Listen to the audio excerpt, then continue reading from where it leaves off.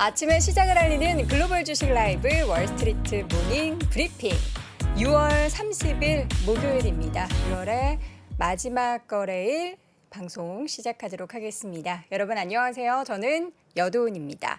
자, 밤사이에 비가 정말 많이 내렸습니다. 저는 출근길에 운전을 하면서 내가 운전을 하는 건지 아니면 기계식 주차장에서 지금 세차를 하고 있는 건지 뭐 이런 생각을 하면서 운전을 했는데 오늘 아무래도 출근길에 계속해서 이렇게 비가 많이 내린다면 평균적으로 여러분들이 오전에 운전했었던 그런 속도보다 한 20% 정도는 더 줄이지 않을까. 뭐 길이 막힌다면은 더 막힐 것으로 예상이 되니까요. 여러분 아침에 안전운전 그리고 이제 우리 대중교통 이용하시는 분들도 아무래도 이제 빗길에는 좀 미끄러질 위험이 있으니까 조금은 서둘러서 출근길 준비하셨으면 좋겠습니다. 여러분의 출근길에도 오늘 월스트리트 모닝 브리핑 그리고 오늘 아침 라이브 함께 하도록 하겠습니다.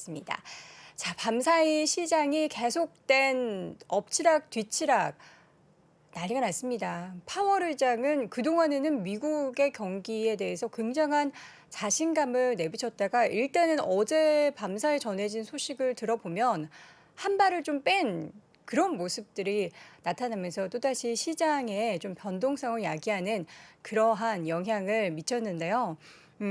과연 관련된 시장의 움직임 어떻게 나타날지 잠시 후에 자세하게 확인해 보도록 하겠고요. 오늘 월스트리트 모닝 브리핑은 목요일 이 시간 심층 인터뷰는 미래에셋증권 김석환 선임 연구위원 함께하고요. 월가의 소식은 오늘도 미국 주식에 미치다 이항영 전문위원과 함께 하도록 하겠습니다.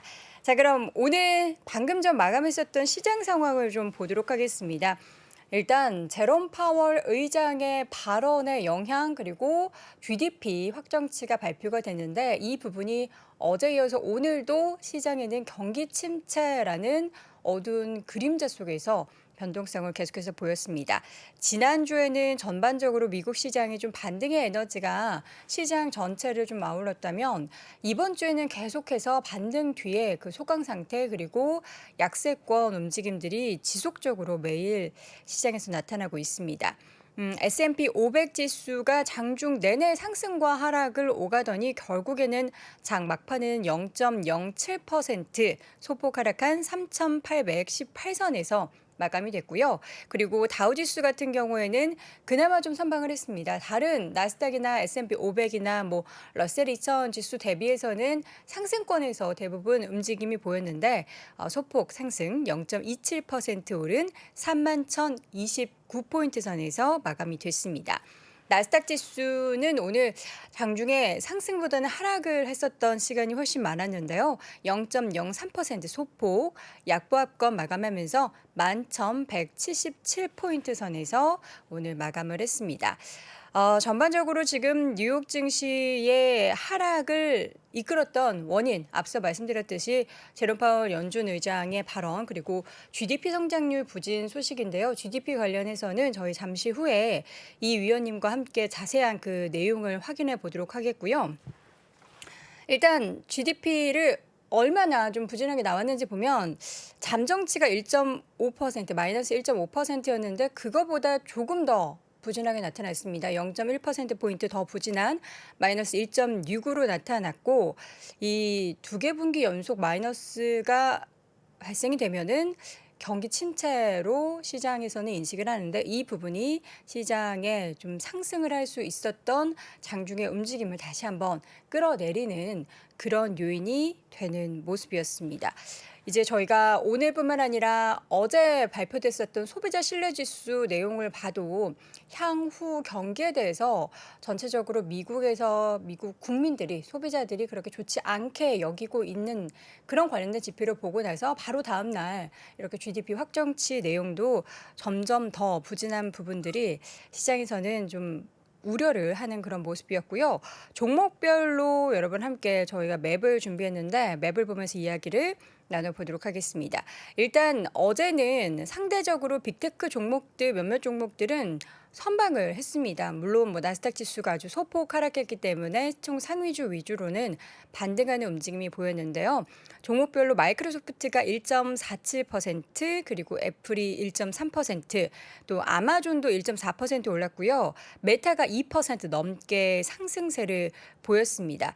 전반적으로 이렇게 올랐음에도 불구하고 테슬라 같은 경우에는 1.79% 하락하면서 685선까지 주가가 밀리는 모습이었는데, 일단 2분기 테슬라는 차량 인도 실적에 대한 우려감이 지금 나오고 있습니다. 골드만삭스가 2분기에 테슬라의 실적은 부진할 수밖에 없다라는 그런 경고에 나섰고요. 시티그룹과 미주호 쪽에서도 2분기 차량 인도 실적이 시티그룹에서는 25만 8,500대, 그리고 미주호에서는 24만 5,000대 수준으로 낮아질 것이다라고 전망을 내놨습니다.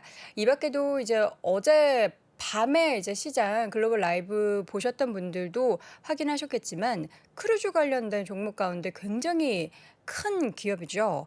카니발. 카니발에 대해서 뭐 목표 주가가 거의 최악의 경우에는 0달러가 될 수도 있다, 뭐 이런 얘기가 나오는데, 수요 축소 가능성에 대한 경고 나오면서 기존의 13달러도 사실 높은 가격대가 아니었거든요. 근데 여기에서 7달러로 더 하향을 하면서 주가가 무려 두 자릿수 14% 넘게 하락을 하는 모습이었고요. 베드베스앤비욘드 같은 경우에도 분기 실적이 예상치를 좀 하회하면서 무려 20% 넘게 하락을 했습니다. 또 핀터레스트 같은 경우에는 지금 최고 경영자 CEO가 사임을 하고 구글 출신의 빌 레디라는 분이 후임을 맡았다는 소식이 전해졌거든요. 그동안 사실 뭐 핀터레스트를 비롯한 뭐 쇼피파이 관련된 종목들이 내리막을 걸었는데, 핀터레스트는 누군가 좀 새로운 에너지를 마련할 수 있을 것이다라는 기대감에 1% 상승 마감을 했습니다. 그리고 식료품 관련된 종목들 중에서 제너럴밀스가 예상치를 웃도는 실적을 발표를 했고요. 이 가운데 역시나 뭐 실적이 좋게 나오면은 약세권 움직임이 나타내는 시장 속에서도 주가는 6% 넘게 상승을 했습니다. 이 밖에도 뭐 에너지, 부동산, 소재, 금융주들은 전반적으로 좀 하락을 보였는데, 사실 근데 금융주 가운데서 골드만삭스 같은 경우에는 뱅크 오브 아메리카에서 투자 의견을 중립에서 매수로 상향 조정을 하는 그런 모습들이 나타났고요. 골드만삭스 외에 다른 금융주들은 소폭 하락하는 움직임, 뱅크 오브 아메리카 1%대, 또 웰스파고도 1%대 소폭 하락하는 움직임이 보였습니다. 자, 이 밖에도 맥도날드 같은 경우에는 주가가 상승 마감을 했는데, 일단 소비자들이 아무리 저렴한 패스트푸드더라도 좀 소비가 좀 슬로우해졌다, 이런 분석이 제기가 된 가운데 다행히도 주가는 2%대 상승으로 마감이 됐습니다. 전반적으로 이제 빅테크 종목들의 반등이 나온 가운데 에너지 관련된 종목들은 또 국제유가가 하락을 하긴 했습니다만 전일 반등을 뒤로 하고 엑스모빌을 비롯해서 주가 3% 넘게 하락한 종목들도 있었고요. 국제유가는 1.9% WTI 기준으로 1.9%대 하락한 109달러 선에서 마감을 했습니다. 자, 이렇게 해서 간단하게 방금 전 마감했었던 뉴욕 증시 상황 확인을 해봤고요. 이제 심층적으로 시장 분석 나서봐야겠죠. 잠시 후에는 미래에셋증권 김석환 선임 연구위원과 함께 다시 돌아오도록 하겠습니다. 바쁘게 지나가는 여의도의 하루. 지친 마음을 쉬게 해주는 그윽한 향이 있습니다. 갓 우려낸 차의 풍부한 향으로 되찾는 한 잔의 여유. 건강한 블렌딩 티 전문 브랜드 룩 아워 티는 오늘도 3프로TV와 함께합니다. 네이버에서 룩 아워 티를 검색하세요. 배송 메모란에 3프로TV를 입력하시면 티베이스 3종 세트를 증정해드립니다.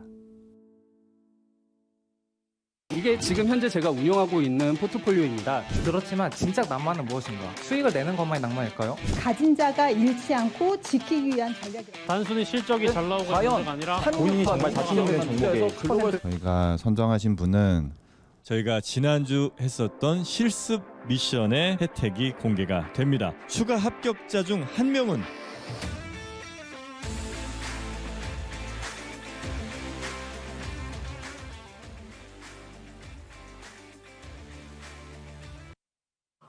네, 월스트리트 모닝 브리핑 함께 하고 있는데요. 저희가 이번 주부터 이제 약 한 달간 우리 장 부사장님의 부재 소식을 전해드렸습니다. 뭐 건강을 회복하기 위해서 이제 좀 장기간 휴가가 좀 길긴 하죠. 예, 장기간 휴가를 드렸고요. 저희 사실 월스트리트 모닝 브리핑에서는 볼 수 없지만 밤에 글로벌 라이브 때는 또 꾸준히 함께 하십니다. 이제 아침만 쉬어도 굉장히 또 여유롭다라는 부사장님의 간곡한 요청에 의하여 한 달 동안 저 혼자 진행을 하게 됐으니까요. 여러분들 함께 참고해 주시면 좋을 것 같습니다. 자, 이번에는 미래에셋증권 김석관 선임연구위원 함께합니다. 어서 오세요. 안녕하십니까? 네, 반갑습니다. 파월 의장의 발언, 뭐 경제 지표, 뭐 살펴볼 부분들이 되게 많은데 사실 우리가 뭐 네. 이런 거 발표가 돼도 알고 있었잖아요. 안 좋고 안 좋아질 거라는 거. 네, 네. 그렇죠? 그 시장이 또 방영이 됐고 그래서 오늘은 어떤 걸 좀 많이 확인해 봐야 될까요? 뭐 일단 그 최근 시장의 움직임에 대해서는 한번 리뷰를 좀 해볼 필요가 있을 것 같고요. 네. 최근 한 2, 3주간의 움직임에 대해서는. 그리고 또 하나는 이제 앞으로 그러면 무엇을 봐야 될까? 결국엔 우리가 중요한 게 뭐 현재 그리고 과거도 중요하지만 네. 그럼 앞으로도 어떻게 해야 되는 부분에 그쵸. 대해서 이제 잘 살펴봐야 되기 때문에 그 부분에 대해서 오늘 말씀을 좀 드리고자 합니다. 네. 앞으로 봐야 될 거, 앞으로 봐야 될 그런 내용들이 지금은 안 좋지만 앞으로 좀 좋아지는 걸 봤으면 좋겠는데 어떤가요? 그러니까요. 안 좋아지는 그렇죠? 걸 봐야 되는데 그게 여지는 좀 있을 것 같습니다. 여지는 좀 있을 것 같은데 이제 한번 말씀 좀 드려보도록 하죠. 왜 이렇게 조심스러우세요? 왜 이렇게 뜸을 들이시는 그러니까요. 거예요? 밥하나요? 어제 여러 가지, 그러니까 이번 주 월초, 그러니까 이 주 초에 보면 좀 네. 여러 가지 지표들이 발표가 되면서 지난주하고는 다소 좀 다른 상반된 분위기가 그쵸. 연출이 되기도 네. 했었는데 일단 그 트리거가 된 게 역시 소비자 신뢰 네. 지수였고 여돈 앵커님 제가 뭐 벌써 꽤 오랫동안 저희 진행을 해왔잖아요. 그쵸. 작년 10월부터 보면 그때도 계속 중요하다라고 말씀드렸던 것 중에 하나가 네. 뭐였었죠? 미시간대 소비자 소비 심리 지수였죠. 네. 그렇죠. 소비 심리 지수가 되게 중요하다라고 이제 말씀드렸던 거고 그 이유인즉슨 너무 잘 아시는 것처럼 미국에는 미국 경제는 역시 소비로 이루어져 있기 네. 때문에 그렇다라고 하는 건데 여기서 최근에 두 가지 문제가 좀 불거지고 있는 상황이 있습니다. 어떤 문제가 불거지고 있냐면 지금 소비자들의 자신감이 많이 떨어져 있다. 돈을 쓸만한 네. 자신감. 워낙 일단 인플레이션이 상당히 좀 높은 상황이기도 네. 하고 그렇기 때문에 근데 이런 상황인데 기업들의 재고가 상당히 많이 쌓여 있는 상황이다라고 하는 거예요. 그래서 지난 1분기 실적을 소매업체들의 실적을 발표할 때 가장 큰 이슈가 됐던 부분들이 바로 떨이었거든요. 재고. 네, 재고 떨이었거든요. 근데 그럼에도 불구하고 여전히 높은 재고 수준. 그러니까 저희가 작년에 만약에 워낙 작년에 수요가 너무나 강력해서 기업들이 상당히 오버부킹이라든지, 뭐 더블부킹 이런 거 해놓은 부분들이 좀 있다 보니까 작년에 이제 공급망 병목 현상으로 인해서 네. 그리고 뭐 강력한 수요로 인해서 상당한 수요를 땡겼던 미리 좀 선반영했던 부분들이 있었는데 네. 지금은 이제 오히려 그걸 역으로 걱정하고 있는 상황이다라고 하는 거예요. 그래서 불과 한 1, 2주 전까지만 하더라도 어떤 부분이었냐면 제가 누차 말씀드렸던 부분 중에 이제 파월 연준 의장이 6월 FOMC 회의에서 우리가 이례적으로 75bp 올렸는데 워낙 그 전주에 나왔던 미국 5월의 소비자 물가가 너무 높게 나왔고 또 하나는 인플레가 이게 안 잡히는 것 같다. 기대 인플레가 너무 높게 나왔다. 뭐 이런 내용들을 발표했었단 말이죠. 근데 이제 지난주 반등을 좀 이끌어냈던 부분들이 바로 이러한 기대 인플레이션의 이제 잠정치, 확정치들이 다소 좀 누그러지는 모습들이 나오기도 했었고 실제 파월 연준 의장이 상원이나 하원, 즉 의회 청문회에 나가서 했던 발언들을 한번 되짚어 보면 상당히 좀 지금 미국 경제는 지금의 긴축 정책을 감당할 수 있다. 어제도 이제 그 얘기를 했단 말이죠. 네. 어제도 그 얘기 했는데 그런데 우리가 기준금리를 올림으로써 받는 피해보다 이러한 높은 인플레이션으로 받는 피해가 더 크기 때문에 그 피해의 경도를 놓고 본다라고 하면 일단 이 인플레이션을 잡는 게 더 중요하다라고 얘기를 했단 말이죠. 그러니까 일정 부분의 고통은 감내해야 된다라고 얘기를 하고 있는 상황이에요. 그 일정 부분의 고통이 경기 침체 얘기를 했죠. 네, 그래서 이 전까지만 하더라도 시장에서는 야 이게 경기가 좀 꺾이는 거야, 아니면 침체, 이 둘 중에서의 선택을 놓고 했다라고 하면 저는 이제는 선택이 바뀌었다라고 생각해요. 이제 원사이드예요. 일단은 베이스가 침체다. 일단은 네, 일단은 베이스가 침체다. 네. 그런데 중요한 거는 그 침체 깊이가 어떻게 될 거냐라고 하는 거예요. 살짝 침체 갔다가 다시 네. 올라올 수 있느냐. 그러니까 지금 이제 연준이 얘기하는 거는 살짝 침체를 얘기하는 것 같아요. 그게 소프트시 네. 랜딩 뭐 그건가요? 아니요. 네. 그거는 연착륙, 그러니까 그 전에 얘기했던 연착륙이라고 네. 하는 거는, 그러니까 뭐 고용도 괜찮고, 침체는 네, 오지 침체까지는 않는? 아니니까 경제 성장도 여전히 플러스를 유지할 걸로 예상을 했던 건데 지금은 그게 아니죠. 그게 조금 이제 더 소프트 안 좋아지? 랜딩이고, 하드 랜딩이라고 하는 거는 실업률 팍 올라가고, 그 다음에 경제 성장도 팍 꺾이고 뭐 이런 상황들을 얘기한다라고 보면 네. 돼요. 흔히 얘기하는 스태그플레이션과 같은 그런 상황을 얘기한다라고 보면 될 것 같은데, 아무튼 얘기했어요. 도전적이다. 그래서 저는 앞으로 이제 그럼 뭘 봐야 되냐라고 아까 얘기했을 때, 물론 이제 뒤에서 말씀드리긴 하겠지만, 일단은 결국엔 그 침체의 깊이가 어떻게 될 거냐라고 할 때 얕게 갈 거냐 깊게 갈 거냐를 결정하는 키 팩터가 무엇인지를 잘 알고 계셔야 된다라고 뭐예요? 저는 고용이라고 생각을 해요. 근데 고용은 또 보면은 고용 지표가 네. 작년에도 그렇고 뭐 얘기 나올 때마다 고용이 살아 있기 때문에 바이든도 고용이 좋다. 그래서 완전 고용이다. 네, 그래서 연착륙이 가능했던 이유가 바로 그 고용 때문에 그랬고, 연준이 즐겨보는 지표 중에 하나가, 그러니까 여러분들이 보실 때 그 고용 보고서가 이제 발표가 되잖아요. 네. 매월 첫 번째 금요일에. 그리고 그 전에 어떤 내용들이 또 발표가 되냐면 구인 이직과 관련한 그런 보고서, 졸츠라고 하는 거죠. 그게 발표가 되는데, 물론 이거는 그러니까 고용 보고서는 한 달 전 거이고 구인 이직 보고서, 졸츠 같은 경우는 2달 전 거를 발표를 하긴 합니다. 약간 좀 시차가 있기는 하지만은 여전히 뭐 상당히 유의미한 데이터라고 좀 보시면 될 것 같은데, 최근에 기업들을 보면, 그러니까 연준이 즐겨보는 지표 중에 하나가 실직자 한 명당 일자리 수가 몇 개나 되느냐라고 했을 때, 두 개 네, 얘기하셨네요. 지금 거의 한 2개 네, 정도예요. 네, 한 명당 2개 정도. 네. 그러니까 얘기는 뭐냐면, 이 사람이 여기서 일자리를 잃는다 하더라도 다른 쪽으로 충분히 일자리를 옮겨갈 수 있는 여건이 좋다라는 네. 거예요. 그런데 지금은, 그러니까 이 베이스는 뭐냐면, 이전에 그러니까 뭐 시장이 좀 경제가 여전히 성장 추세에 있을 걸로 예상을 했었고, 네, 그런 상황에서 지금 팬데믹으로 인한 그런 움츠렸던 부분들이 이제 엔데믹으로 가면서 네. 이제 여러 가지 이제 사업을 확장하려고 하는 그런 상황 속에서 고용을 하고자 하는 니즈가 상당히 많았다라고 하면, 만약에 지금 이런 상황이 된다라고 하면 고용에 대해서 만약에 여도 앵커님께서 CEO예요. 지금 상황이 앞으로 안 좋을 것 같아요. 그럼 어떻게 해야 돼요? 못하죠. 네. 있는 분도 못하거나 이렇게 쓱 내보낼 수도 있고. 그럴 수도 있죠. 지금 그런 상황들이 네. 발생하고 있는데, 지금 네. 화면을 좀 통해서 보시면 혹시 여러분들께서 이제 구글이나 그런 데다가 레이오프라고 치시면, 레이오프. 네. 그리고 이제 이걸 쭉 보면 이건 제가 출처로 새벽에 캡처하다 보니까 출처를 안 적었는데, 에어테이블이라고 하는 곳에서 네. 이제 나오는 건데, 이게 지금 보면 최근에 상장되어 있는 기업들 중심으로 해서, 그리고 뭐 여러분들께서 알만한 기업들 보면 넷플릭스 같은 경우가 여기 3번째도 있고 17번째도 있고 뭐 22번째도 있는데, 이걸 총 합치면 대략 한 450명에서 500명 정도가 돼요.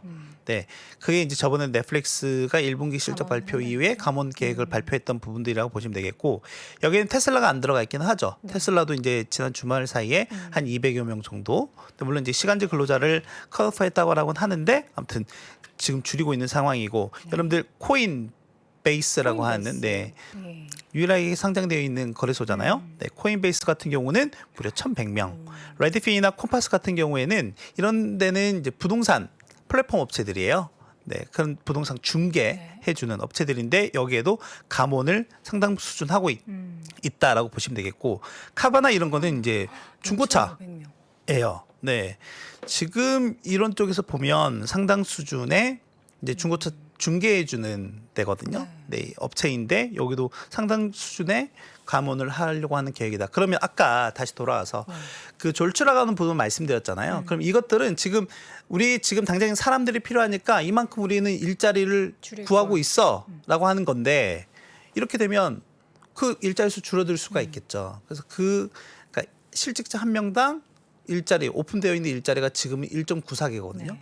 이게 급격하게 떨어질 수도 있다라는 거예요. 그럼 이게 반영되는 게 2달 전 거니까 네. 앞으로 뭐 7월, 8월 이쯤에 그렇죠. 더 앞으로도 좀 더 크게 지켜봐야 고용 된다라고 관련된 하는 부분이. 부분이고 또 하나는 이제 제가 경기 침체가 얕을 거냐 깊을 거냐에 대해서 얘기를 하고 있는 부분인데 그래서 그걸 결정하는 키팩터는 고용이 될 것 같다라고 말씀드린 것 중에 하나가 뭐냐면 이 화면을 보시면 좋을 것 같아요. 네. 미국 같은 경우가 저희가 이제 뭐 1980년대 이후 그 전으로 갈 수도 있긴 하지만 그건 굳이 뭐 필요 없을 것 같고요. 지금 그렇다면 유의미하게 보면 저희가 80년대 이후로 보는데 녹색으로 약간 칠해져 있는 부분이 통화 긴축 시기이고요. 빨간색으로 되어 있는 게 경기 침체 국면이라고 보시면 됩니다. 자, 그런데 한번 여러분들께서 여기서 보시면 봐야 되는 게 뭐냐면 네. 역사적으로 보면 항상 인플레이션 지표보다 기준금리가 높았었어요. 근데 지금은 어떻죠? 기준금리가 더 낮은 상황인 거죠. 그러니까 이 갭을 따라잡아야 메워야죠. 된다라고 하는 게 연준이 지금 뒤집어야 상당히 된다는 걸. 강력하게 가고 있는 이유 중에 하나이고 그 원래 테일러 준칙이라고 하는 게 연준이 기준금리를 책정을 할 때 주요하게 보는 지표 중에 하나이고 네. 그 중에 이제 뭐 제임스 블러드 세인트루이스 연은 총재 같은 경우도 그 테일러 준칙에 의거하면이라고 뭐 얘기를 하기도 하고 여러분들께서 한번 찾아보시면은 여러 예전에 그 연 총재들을 지냈던 분들이 지금 이 준칙의 테일러 준칙에 따르면 최소 5% 이상 가야 돼라고 이제 얘기를 하고 있는 거거든요. 근데 제가 이거 계산을 때려 보니까 네. 한 9%까지 가야 되는 상황이긴 해요. 저걸 이렇게 뒤집는 네, 이전 그렇죠, 상황으로 그렇죠. 가려면 왜냐하면 지금 CPI, 그러니까 소비자 물가나 이런 부분들이 한 8%까지 가고 있는 상황인 거니까. 자, 그런데 지금 이제 다른 점이 있어요. 다른 점이 뭐냐면 이 고용입니다. 실업률이 거의 뭐 반세기 만에 최저 수준인 상황이에요. 그래서 저는 연준 파월 의장을 비롯해서 연준 위원들이 우리 연착륙할 수 있어라고 강하게 주장했던 이유 중에 하나가 저는 바로 이 고용 때문에 그렇다라고 생각이 되거든요. 그런데 보시면 항상 이 침체 기간에는 실업률이 올라왔었다라고 보면 돼요. 그래서 6월 FMC 회의에서 미국 경제 전망을 수정을 하면서 실업률 관련한 전망치는 대단히 소폭 상향 조정을 했어요. 네, 소폭 상향 조정을 했는데 이거는 이제 9월, 12월에 어떻게 바뀔지는 또 한번 추이를 지켜봐야 되긴 하겠지만 저는 좀 더 이 실업률 수치가 더 올라올 수도 있다. 그리고 시장에서 보는 되게 그 크리티컬한 자리가 5% 정도입니다. 그래서 이거는 이제 매월 발표가 되잖아요. 그렇기 때문에 여러분들께서 주간 단위로 체크하실 수 있는 거는 매주 목요일에 발표되는 신규 실업 수당 청구 수예요. 그래서 이제 오늘 밤에도 발표가 될 텐데 지난주에 발표가 된 거는 거의 한 달 만에 최고치였어요. 25만 건. 물론 이제 25만 건도 역사적 평균 수준이라고 보면 될 것 같아요. 낮은 수준이에요. 낮은 수준인데 이 수치가 점진적으로 올라오는지도 같이 한번 체크를 해야 되지 않을까 생각이 되고 결론적으로는 이게 종착지는 소비입니다. 네. 소비와 연관이 되기 때문에 그렇다라고 보시면 될 것 같아요. 그럼 첫 번째로는 이제 고용을 봐야 하고 연이어서 말씀해 주신 게 이제 소비인데 고용 쪽이 만약에 꺾이게 되면 돈을 못 벌면 소비도 못 하게 되는 거잖아요. 그럼 소비 관련된 지표나 뭐 이런 내용도 앞으로의 시장에 대해서 키 팩터 중에 하나로 볼 수 그건 있는 건가요? 베이스인 거죠. 네, 그건 당연한 거고. 기본값으로 네, 그건 깔고. 당연한 거고. 그래서 이제 최근에 이러다 보니까 그러면 이제 7월 FOMC 회의에서 얼마만큼 기준금리를 인상을 할까? 뭐 75bp 당연히 75bp가 일단 베이스가 되고 있는 상황이고 한번 뭐 네. 굳이 알지 않으셔도 되는데 네. 지금 상당수의 연준 위원들 특히 이제 이쪽은 지금 이 세 분은 다 투표권을 갖고 있는 사람들이고 네, 요 사람들은 원래 비둘기파인데 이 사람들조차 지금 75bp에 대해서 얘기를 하고 있다라고 하는 거죠. 투표권은 없지만, 투표권은 없지만, 그래서 이런 사람들도 지금 그러다 보니까 상당히 시장이 이제는 75bp가 베이스인 거고 여기서 좀 더 지표들이 안 좋게 나오면 그 이상도 가능할 수 있지 않을까에 대해서도 얘기를 하고 있는 거죠. 우리가 연초에 75 말도 안 돼 이랬는데 말도 안 돼. 네, 그래서 스텝 바이 스텝으로 25bp 얘기를 했었지만 뭐 이제 전쟁 터지고 3월 달에는 일단 50bp가 베이스가 됐었죠.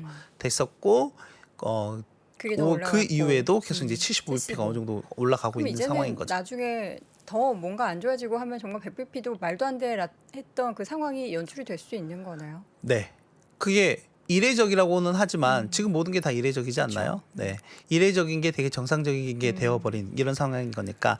그래서 이제 걱정할 거는 뭐냐면 국내 투자자들 입장에서는 한미 금리 차가 역전이 된다. 이건 일단 기저로 깔고 가야 될 것 같고 이제 이러다 보니까 우리나라도 지금 7월 달에 7월 13일 날 금통위가 예정이 되어 있거든요. 50bp 얘기 나오더라고요. 네. 그래서 지금 빅스텝에 대한 얘기를 하고 있는데 가능성이 아니라 해야 돼요. 할 수밖에 네, 없는 할 수밖에 상황이다. 없는 상황이다라고 보시면 되겠고, 그래서 지난 주엔가 한번 한국은행에서 과거 세 차례 한미 금리 차가 역전이 됐던 시점에서, 그러니까 증권 자금, 여기는 이제 증권 자금이라 함은 주식과 채권을 합친 자금을 얘기하는데, 그랬을 때 증권 자금으로 유입이 어떻게 됐느냐 했을 때 세 차례 중에 보면 전체적으로 좀 유입되는 상황들이 있었습니다. 네, 있었는데 이게 보면 주식과 채권을 좀 구분을 해서 봐야 되잖아요. 주식 쪽에서는 세 차례 중에 두 차례는 빠져나갔었고 채권 쪽으로는 세 차례 모두 다 자금이 유입되면서 그러니까 순유입으로 이제 잡히긴 했었다라고 보면 될 것 같고요. 그리고 또 하나는 이런 상황에서 보면 제가 환율을 안 볼래야 안 볼 수가 없어요. 특히 제가 여기에는 준비하지 않았지만 팬데믹 이후의 움직임을 보면 외국인의 수급 동향과 그리고 달러원 환율의 움직임, 그리고 코스피의 움직임을 한번 체크해서 보시면 거의 역의 상관관계입니다. 네, 이 말인즉슨 환율이 상승하게 되면, 그러니까 우리 입장에서 환율이 상승한다라는 말은 원화 가치가 하락하는 거잖아요. 원화 가치가, 그러니까 우리는 돈은 가치 있는 곳에 쏠리는 거예요. 가치가 없으면 빠져나갈 수밖에 없거든요. 외국인들 입장에서 봤을 때는 원화에 대한 투자 가치 매력이 떨어지게 되는 겁니다. 그래서 그런 부분들이 실제 이제 반영이 되면서 주가는 하락을 하고 또 달러원 환율은 상승을 하고 이런 이제 또 구조가 만들어지고 있고, 그러다 보니까 기본적으로 국내 증시가 올라가기 위해서는 일단은 대외 매크로 변수가 개선이 되어야 한다. 그 개선 요건 속에서 외국인 투자자들이 그러니까 위험 자산에 대한 선호 현상이 커져야 한다라는 걸로 귀결이 된다라고 보시면 될 것 같고, 그 자금들이 결국엔 국내 증시로 유입이 된다라는 걸로 좀 보시면 될 것 같아요. 그래서 그 전까지는 계속 지지부진한 움직임이 예상될 수밖에 없어요. 지금 달러 환율 같은 경우에는 작년 초부터 계속해서 지금 우상향을 그려가면서 지금 거의 1,300원 근처까지 와서 등락을 보이고 있는데, 우리가 그러면은 전체적으로 뭐 미국 쪽이 괜찮아져도 이 달러원 환율이 잡히지 않으면은 우리 시장은 상대적으로 좀 더 안 좋았던 것처럼 계속 부진에서 벗어나지 못할 수도 있겠네요. 미국 괜찮아지면 우리 괜찮아지죠. 괜찮아. 네. 네. 그리고 이제 제가 지난 뭐 벌써 이제 6개월이 지났잖아요. 그리고 작년 이제 연말부터 계속 얘기했던 거는 기본적으로 달러 베이스의 자산을 늘리는 게 일단은 현재 시점에서 맞는 전략이다라고 말씀드렸던 부분도 보면 실제 지금 해외 투자를 하신 분들이 국내도 뭐 마찬가지긴 하지만 지금 고점 대비 상당 수준 깨져 있는 상황이긴 해요. 그런데 또 불구하고 해외, 그러니까 특히 미국 주식 투자하시는 분들이 상대적으로 좀 버틸 수 있는 이유가 환율 때문에 그래요. 네, 환율 때문에 그렇습니다. 그러니까 작년 이 시점과 비교해 보면은 대략 한 20에서 25% 정도 환차 이익이 발생했거든요.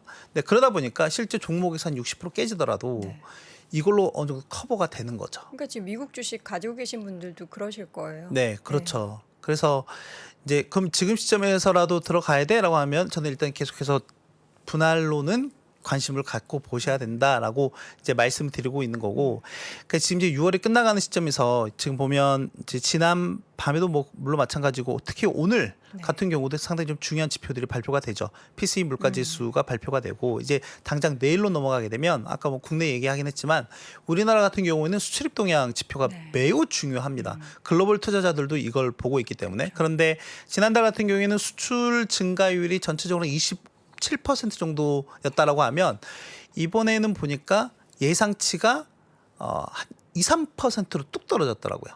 그렇게 되면 무역 수지라든지 경상 수지 적자 규모가 커질 수밖에 없거든요. 지금 또 우리나라 같은 경우는 일단 기본적으로 수입 물가 지수가 상당히 큰 폭으로 환율 베이스로 본다라고 하면 높아진 상황이기 때문에 그렇게 되면 이 역시 환율에도 환율에는 좀 부정적으로 작용할 가능성이 있다라고 하는 거죠. 당분간 그러면 환율은 확 꺾이는 움직임들이 보이는 거는 어렵겠네요.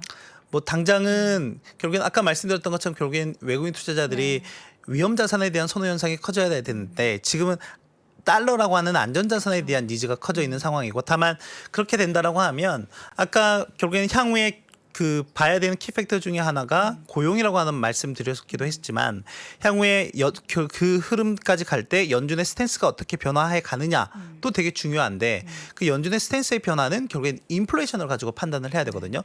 그런 측면에서 봤을 때 최근 들어서 그 유의미한 변화들이 좀 나타난 부분들이 있다라고 뭐죠? 하는 게 뭐냐면 제가 그 인플레이션도 기본적으로 가격이잖아요. 물가라고 하는 게 가격이기 때문에 그러면 수요와 공급을 가지고 계속 말씀드렸던 부분 중에 이 경기 침체 이슈는 강력한 수요 억제 요인 중에 하나예요. 그러니까 수요가 둔화되는 요인 중에 하나이거든요. 그런 측면에서 봤을 때 그동안 저희가 뭐 수급 여건으로 인해서 가격이 올라왔던 부분들이 있었던 음식, 곡물이라든지 금속이라든지 에너지 가격 이런 것들이 최근에 이런 움직임에서 보면 가격이 좀 빠지고 있는 모습들이 나타나고 있다는 맞아요. 거죠. 그래서 한번 화면을 통해서 보시면 일단 이 지금 체크되어 있는 부분들이 전부 다 러시아가 우크라이나를 침공했던 시점이고 이게 이제 촉발된 영향이 좀 상당히 크죠. 근데 이 러시아와 우크라이나 간의 분쟁은 되게 연준이 해결할 수 없는 공급 측 요인인 거는 이미 여러분들 잘 아시는 거니까 그래서 이게 이제 어떻게 풀려 나가야 될지 그런데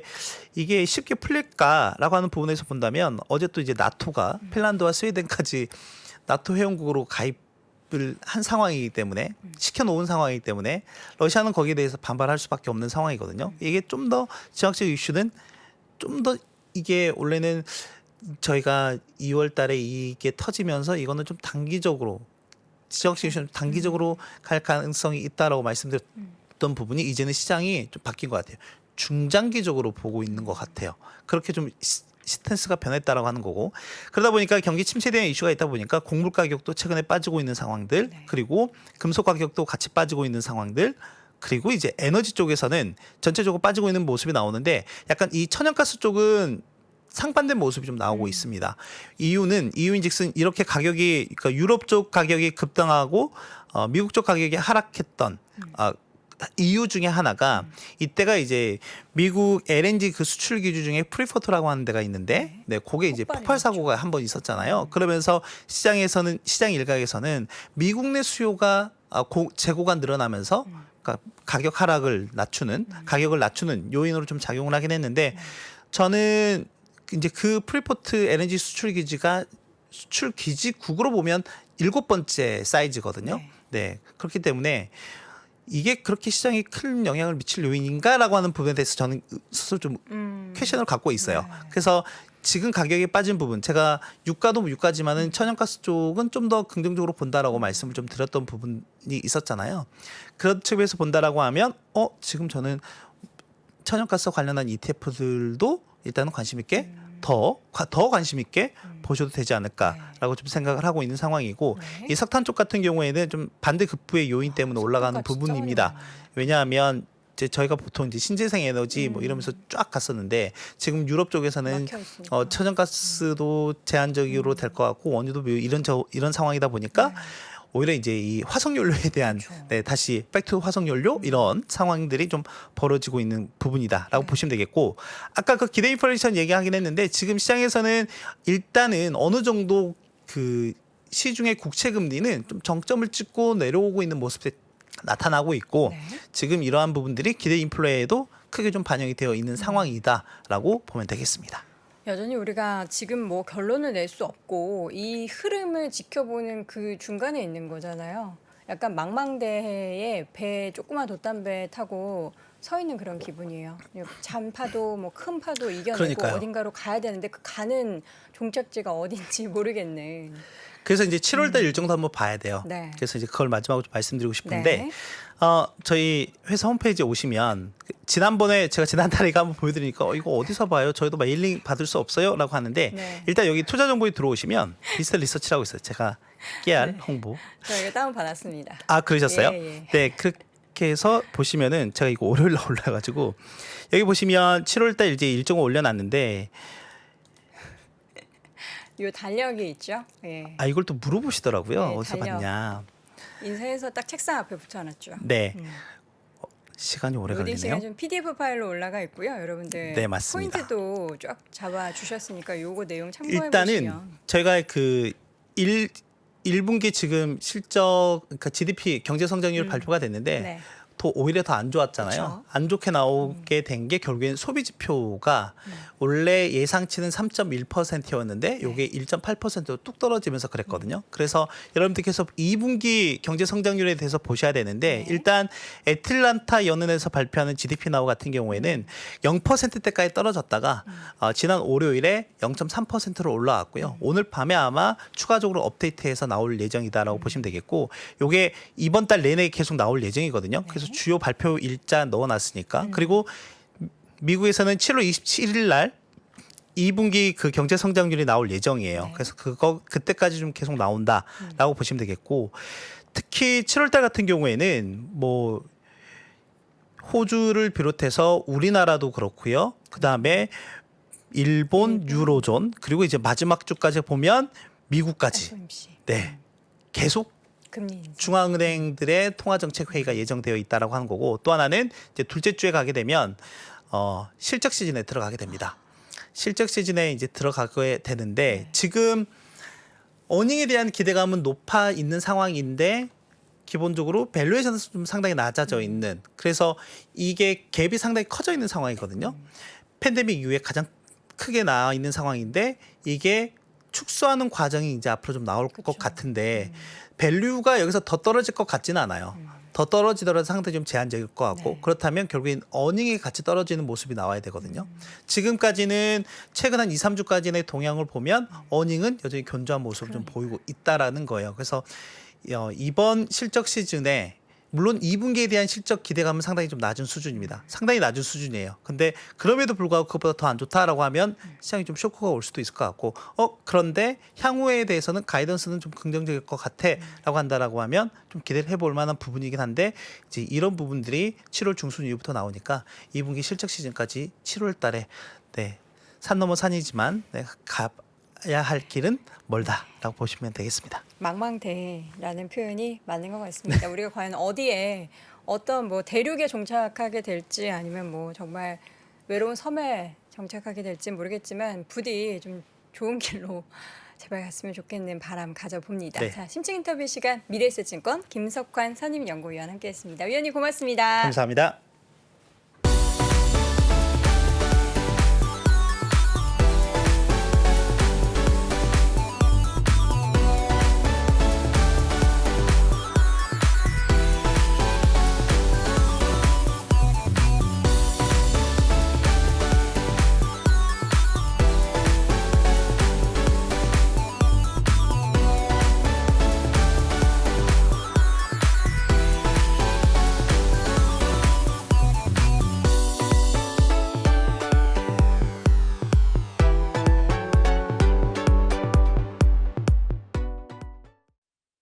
네, 월스트리트 모닝 브리핑 이번에는 시장 상황 조금 더 심층적으로 확인해 보고요. 월간 소식까지 확인해 보도록 하겠습니다. 미국 주식에 미치다 이항영 전문위원 함께합니다. 위원님 어서 오세요. 네, 안녕하세요. 이항영입니다. 네, 반갑습니다.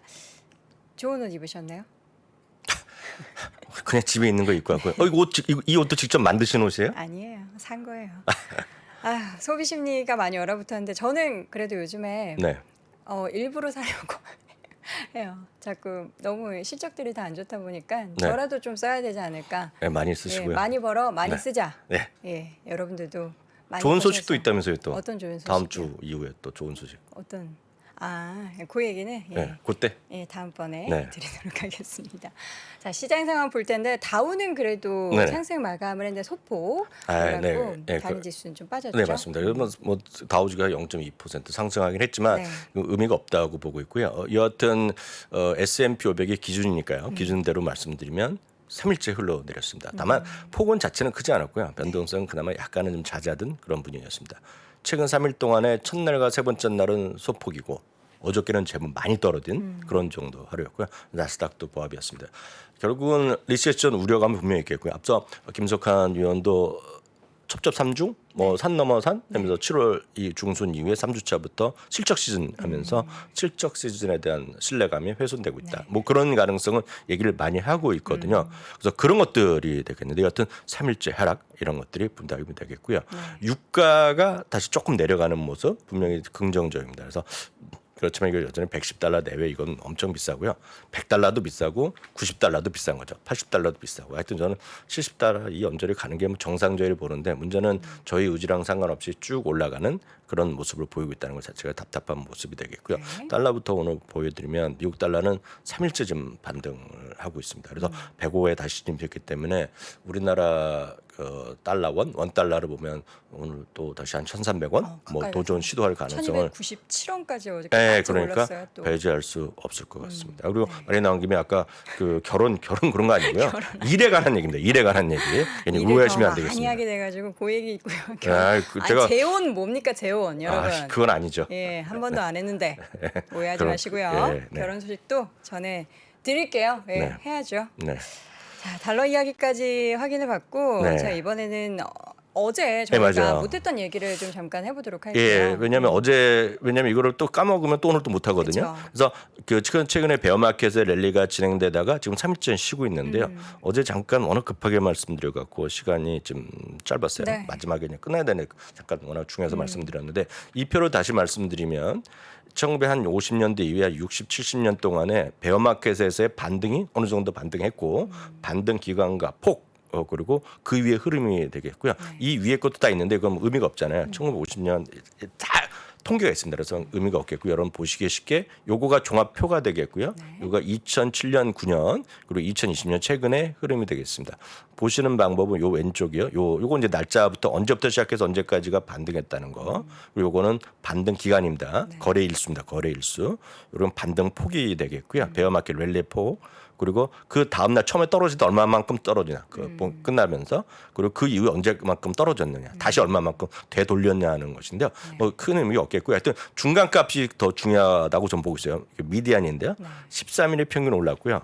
반등 랠리는 7.4%였고요. 그다음에 요거 중요했죠. 미디안 값으로 보면 10%가 떨어졌다. 그래서 이거를 기준을 보면 이제 마이크 윌슨 모건 스탠은 거의 뭐 자신은 확신에 차 있잖아요. 이번 저점 더 떨어질 거란 얘기를 하고 있고요. 그 이제 뭐 3,200, 300 얘기하고 최악의 경우는 3,000을 얘기하는 거고 그쪽에서. 그리고 예를 들어서 제레미 시겔 교수도 상당히 긍정적으로 보지만 앞으로 5% 더 떨어질 거란 얘기를 지난번에 또 했잖아요. 6월 13일 그럴 때도. 그게 이제 이런 논리를 갖고 얘기하는 겁니다. 참고적으로 제레미 시겔 교수는 인식 자체가 지금 이미 마일드 리세션에 들어가 있다. 그런 표현을 쓰고 있고요. 여러분들이 이제 극혐하는 예전에 엄청 추앙하다가 극혐받는 예를 들어서 캐시우드 누님도 지금 리세션에 들어가 있다. 들어가 있다라 얘기를 하고 있는데요. 어찌됐건 그런 사람들이 얘기하는 거 다 이런 배경을 갖고 얘기하는 거다라고 참고적으로 좀 말씀드리겠고요.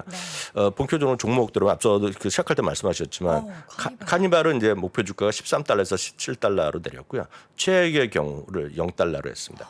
모건스탠이나 이런 것들이 많은 분들이 이 부분을 좀 이해하셔야 되겠는데 우리나라 애널리스트는 그냥 어느 증권이나 보더라도 여러분 종합하는 사이트들 있잖아요. 그러면 93% 정도가 매수 의견입니다. 항상 90% 훨씬 넘어요. 그리고 중립 의견이 또 있고 매도 의견은 찾아볼 수가 없습니다. 미국은 그렇지 않다는 걸 여러분은 꼭 좀 인식을 일단 하셔야 됩니다. 그래서 완전히 자유롭게 얘기하는 게 미국이다. 왜? 공매도가 누구나 할 수 있기 때문에 떨어지는 걸 맞추면 되는 거예요. 그래서 위도 있고 아래도 있고 욕을 할 필요가 없어요. 이런 얘기를 해봤자. 그리고 그 의견이 계속 틀리면 그 사람은 잘리는 거죠. 결국 회사에 잘리거나 감봉받거나 파이어 당하는 거기 때문에 그들의 의견은 그냥 존중해주면 된다라고 보셔야 되겠고요.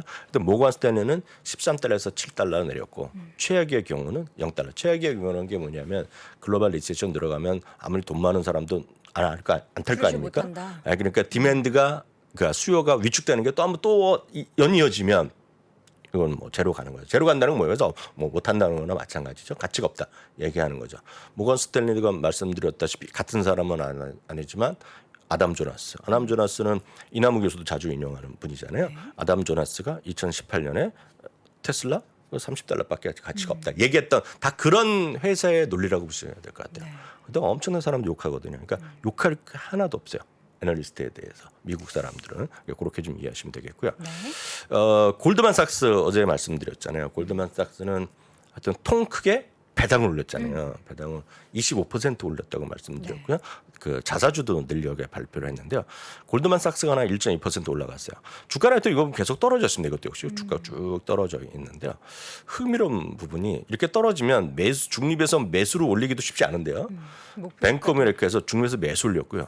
목표 주가도 360에서 380으로 올려놨습니다. 그럼 상당히 위에가 있는 거거든요. 약 이 정도가 있는 거거든요. 근데 이거는 몇 가지 요인이 있죠. 이것은 리세션이 가더라도 상당히 버틸 수 있는 힘이 있다라는 얘기죠. 여러분들이 조금만 찾아보거나 검색하시면 이렇게 어려워지고 있음에도 불구하고 많은 증거사들이 베어마켓에서 견딜 만한 것들이 뭐가 있을까. 그리고 이제 리세션은 거의 기정사실로 디폴트로 많이 치고 있기 때문에 과거 리세션 시기에 어떤 것들이 살아남았고 견뎠는지 그런 분석들을 많이 합니다. 근데 그런 것들이 그 종목들이 맞다는 거는 의미가 없고요. 그보다는 어떤 기준으로 종목을 선택하는지. 그래서 저도 이제 간혹 말씀드리는데 그 종목에서도 어떤 기준을 갖고 있는 것 자체를 여러분들 참고하셨다가 뭘 그 기준을 갖고 여러분들이 직접 보유하고 있는 주식들 있죠. 보유하고 있는 주식들이요. 보유하고 있는 주식들을 그 기준을 갖고 한번 판단해 보실 필요가 있어요. 그러면 골드만삭스도 대표적으로 과거 리세션 시기가 2000년 이후에 3번 있었다. 크게 보면 2000년 초반에 닷컴 버블이 있었죠. 큰 거가. 그리고 리만 사태 때 2007, 8년, 9년 그때 있었죠. 그다음에 2020년에 짧게 있었잖아요. 그거랑 3번이 물론 중간에 짧은 것도 있었지만 그 3번에 견뎠던 기업들 그리고 견뎠던 기업들의 과거가 있기 때문에 몇 가지 더 챙겨 보실 수 있겠죠. 여러분들의 매출 증가율 같은 거 그리고 이익 증가율. 이익 증가율은 예를 들어 올해도 있겠지만 3년, 5년 후 이런 것들 여러분들이 국내 주식은 그게 검색이 잘 안 되지만 미국은 전화 부사님 자주 보여드렸던 핀비즈가 됐건 야후 파이낸에서 그런 항목들이 바로 보이거든요. 그러니까 그런 것들을 이용하시면 되겠고요. 조금 더 보시려면 조금 더 디테일하게 보시려면 그 안에서 배당 성향 같은 것 좀 보시고 어제도 잠깐 소개해드렸다시피 순현금 흐름의 이익률 뭐 그런 게 있어요. 순현금의 이익률이 예를 들어서 현재 배당 수익률보다 높거나 그런 것들 몇 가지 디테일하게 들어가면 있습니다. 조금 콘트나 이런 거 좋아하시면 금방 또 찾아낼 수 있는 항목들인데 그런 거 갖고 많은 분들이 여러분들이 갖고 계신 주식들을 쫙 한번 체크해 볼 필요가 있죠. 그런 시기에 오는 것들을 관점에서 얘기하면 여러분들 좀 공부하실 수 있겠고요. 그런 관점에서 골드만삭스도 그런 거에 포함되어 있는 데다가 주주친화 정책을 또 확대했다. 이런 것들이 좀 의미가 있었다라고 보셔야 되겠고요. 워낙에 가격이 좀 많이 뭐 다른 금융주들도 그렇겠지만 네네. 하락해 있는 상황에서 또 이런 얘기가 나오니까 뭐 좀 솔깃하긴 하네요. 네, 그런 거죠. 네. 그런데 반면에 또 같은 뱅크오메리카에서 반도체 주식들에 대해서 상당히 오늘 리뷰를 많이 했어요. 종목들에. 오늘 반도체주들 중에서 네. 뭐 엔비디아도 그렇고 52주 신저가 기록한 종목들이 꽤 있더라고요. 그렇죠. 52주 신저가는 뭐 엄청 많으니까 지금요. 예. 그 반도체 주식의 전반적 리뷰로는 다 했어요. 애널리스트가 쉽게 해서 업종 네. 분석을 했는데요. 리뷰를 했는데 목표 그러니까 투자 의견을 내린 것도 제법 있고요. 매수해서 중립, 중립에서 매도를 해서 투자 의견을 내린 것도 꽤 많고요. 목표 주가를 내린 것도 꽤 많아요. 예. 다만 오늘 보여드린 건 마이크론 테크놀로지와 AMD는 매수 의견을 여전히 유지하고 있어요. 그렇지만 목표 주가를 훅 내렸죠. 160에서 110으로 내리고요. AMD는 마이크론 테크놀로지는 100에서 70으로 내렸습니다. 이 그림이 앞서 보여드렸던 골드만삭스랑 거의 비슷하잖아요. 골드만삭스는 거의 또 이거를 골드만삭스라고 써놔서 그렇죠. 제가 이거를 마이크론 테크놀로지를 하더라도 그냥 그러려니 하는 똑같은 그림인데 골드만삭스에 대해서는 투자 의견을 올리면서 목표 주가를 올린 반면에 지금 IT의 대표적인 반도체 회사 둘에 대해서는 투자 의견을 유지하지만 매수를 유지하지만 목표 주가는 훅 내리는 그런 것이 지금 시장에 대한 시각일 거다라고 일단 이해하시면 되겠습니다. 마이크론이 오늘 실적 발표하죠. 오늘 밤에. 네, 그런가요? 뭐 그것까지 모르겠어요. 네, 오늘 밤에 실적을 발표하는데 좀 걱정이 많이 되긴 해요. 예, 뭐 그동 나중에 또 보면 되겠고요. 네. 여하튼 그것이 바로 다른 수많은 애널리스트 의견이 다 다르니까요. 그렇지만 이 뱅크 오브 아메리카는 이런 얘기를 했다라고 보셔야 되겠고요. 오늘 또 다른 애널리스트 한 명은 반도체 업황 자체 있잖아요. 반도체 업황이 수년 내에 지금 또 50% 오를 수 있다는 얘기도 있어요. 그러니까 늘 말씀드린 시장은 절대 주식에 대한 판단은 통일된 게 아닙니다. 네. 그래서 각자 이런 판단이 있고 그거에 대한 판단은 오롯이 본인들이 다 하셔야 돼요. 그래서 이거는 예를 들어서 정확하게 이 시장을 아시는 분들은 이 의견이 맞다, 틀리다 생각을 하실 수 있고 아니면 뭐 이게 뭐 추정할 수도 있고 아니다라고 할 수 있겠지만 그런 의견들은 우리나라 주식에서는 이게 우리가 레퍼런스를 찾기가 솔직히 쉽지 않아요. 왜냐하면 우리나라 애널리스트나 증권사는 거의 동일한 목소리를 냅니다. 그래서 우리나라 투자자는 거기에 익숙해져 있어요. 그래서 일반적으로 이제 믿질 않아요. 그렇지만 미국은 워낙 다양한 목소리. 오늘 딱 이 회사랑 또 다른 회사 완전히 다른 얘기입니다. 그래서 다른 얘기도 제가 오늘 또 소개를 해드릴게요. 이따가. 그래서 내일이 소개해드릴 텐데 하여튼 거기는 완전히 2배 된다는 얘기입니다. 지금 반도체 섹터 자체가. 그래서 그렇게 의견이 다양하다는 것도 여러분들 좀 이해하시면 좋겠습니다. 네.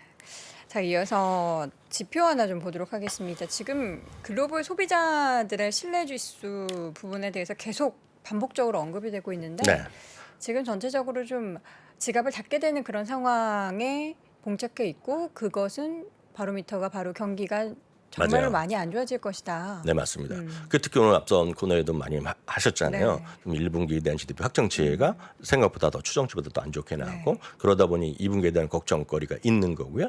연간에 대한 눈높이가 낮은 것은 우리는 IMF나 이런 데서 전 세계가 많이 낮춘 거 보셨잖아요. 그렇죠. 어제는 제가 컨퍼런스 보드에 미국 내 소비자 신뢰 지수를 보여드렸는데요. 오늘은 이제 그 같은 컨퍼런스 보드에서 글로벌 소비자 신뢰 지수도 발표합니다. OECD. 예, 그건 발표하는데요. 그 OECD에 나오는 건데 이거가 뭐냐면 북미 물론 남미, 중동, 유럽, 아프리카, 아시아 등에서 3만 명을 조사합니다. 이 여기 나온 수치들은. 그래서 이거 역시 사상 최저를 기록했어요. 여기 똑같은 논리입니다. 인플레이션과 이게 최저를 기록하는 수준이거든요.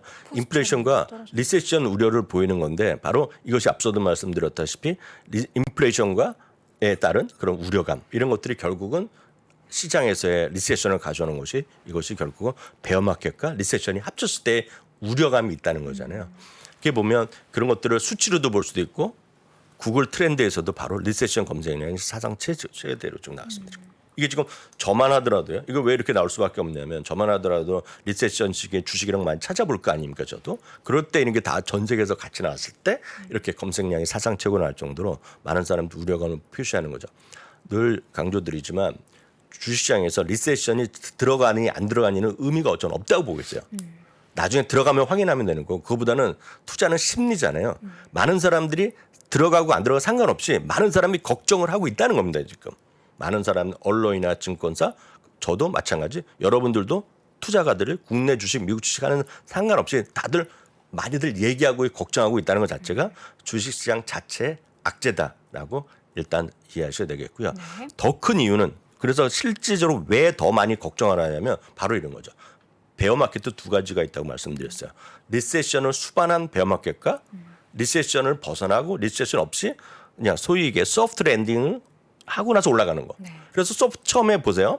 제롬 파월이 처음에는 소프트 랜딩을 얘기했다가 그다음에 소프트 티시 랜딩을 했고 지금은 이거 좀 자신 없다. 우리가 뭐 쉽지 않다라는 얘기했잖아요. 소프트 랜딩이 상당히 지금 가능성이 적어지고 있다. 이런 얘기를 하고 있지 않습니까? 바로 그런 논리인데요. 실제로 보면 소프트 랜딩을 통해서 베어마켓에서 벗어난 경우와 그렇지 않고 리세션까지 갔던 거와는 천양지 차이가 있다는 겁니다. 주가의 그동안의 조정 폭이나 이런 것들이.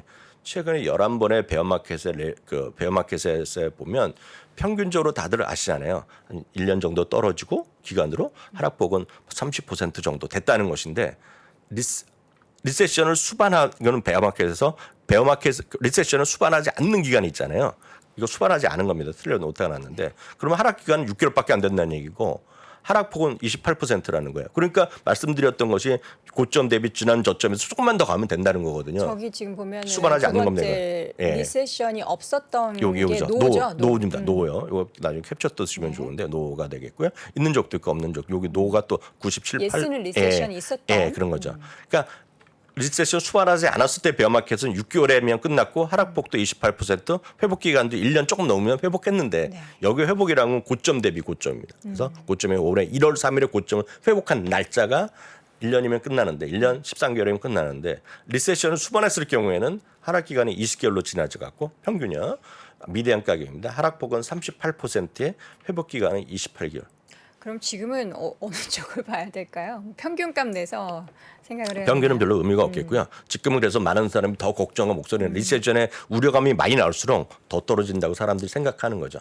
그래서 이거는 늘 말씀드리지만 모든 사람들의 경제적인 어떤 객관적 지표가 아니라 사람들의 지표로 나오는 결과라고 일단 이해하셔야 되겠고요. 조금 더 있는데 내용이 좀 부족하니까 좀 안 닿고 오늘 참 왜 전화하십니까? 오늘 참 장우석 부장장님 국무하신 분이 오늘 나오기로 했거든요.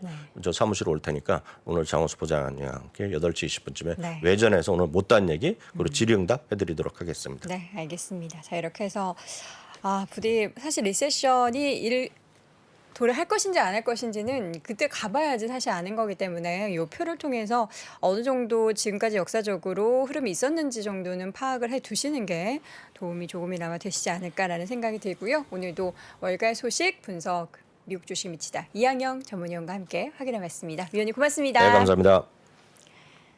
자, 월스트리트 모닝 브리핑 함께 하고 있습니다. 저희가 오늘 비가 굉장히 많이 와서 출근길 대란이 예상이 된다라고 말씀드렸는데 지금 출근하고 계신 중이실지도 모르겠습니다.